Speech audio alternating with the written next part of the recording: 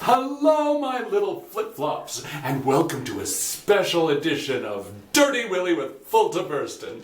Cheers! There we go, now I'm gassed up. Let's go.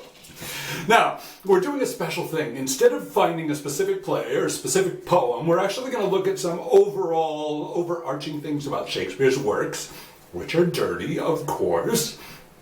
It's a little thing that I call Willy words. And what we're going to do, we're going to talk about some of the euphemisms that Shakespeare came up for dirty things. Now, Shakespeare, he was a genius because when he didn't have the right word to describe what he was writing about, he made up the word. He created the word. He coined the word. Brilliant. Genius. Especially when he's talking about private parts. So let's jump right in. Today we're going to look at all the euphemisms that Shakespeare came up with for the male member. Now, it's quite an extensive list. There's 38 euphemisms on this list, and I just picture that little rascal sitting in his room trying to think of another word. I can't say dick again, for God's sakes. What else can I call it? So here we go. Let's take a little trip down the path of Shakespeare's Willy words. First one you'll recognize, cock. Even back then, they said cock. They also said prick. Then they also said bugle. Blow on that. Blow on my bugle, baby.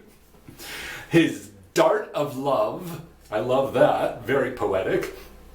Then he has this whole series of sort of violent weaponry. So he calls it a lance, a pike, a pistol, a poleaxe, and a sword, as well as calling it a weapon. So Shakespeare, he was kind of into the rough stuff, I think. Anyway, he called it a hook, a horn.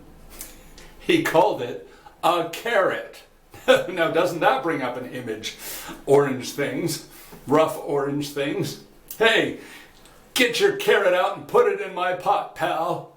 We got some stew to make. I love the next one too. It's a holy thistle. It almost sounds churchy, doesn't it? Would you like to kneel down and partake of my holy thistle? Little devil. He also called it a potato finger. Maybe that goes with carrot. You, potato finger, you, carrot, into the back. Got a salad to make. He called it a root, a stalk, a tail, which seems backwards, but it kind of makes sense. A thorn, again, a little painful image there. Shakespeare, what was going on there? A bauble, which I love, and it's actually a little disturbing because it sounds like something a baby plays with. So get the bauble out of the baby's crib, honey. You're going to disturb him. You're going to wake him up. Codpiece, that's an obvious one. Instrument, needle. Now that one sounds a little shady to me. It's long and it's thin and it's sharp at the end. I don't know what we're going to do with that needle. Maybe we can lose it in a haystack. An organ. Organ, of course, an organ. Pen, pin, pipe, stump. Now he's getting a little bitchy, especially with this next one. A 3-inch fool. What are you going to do with that 3-inch fool? Put on a silly hat and tell me a joke? For God's sakes, get that away from me. He also called it a tool, a yard. So there's the 3-inch fool and then there's the yard. Which would you prefer? He called it Littlefinger for all you Game of Thrones fans. He called it a nose, which I find very kind of strange. You don't want to confuse where you're putting your nose and your potato finger, do ya? Pillicock. Now I love pillicock because it sounds like a nursery rhyme. Come and grab my pillicock and we'll run off away together. Pillicock. We're actually going to talk about that in a future episode, I think. But pillicock.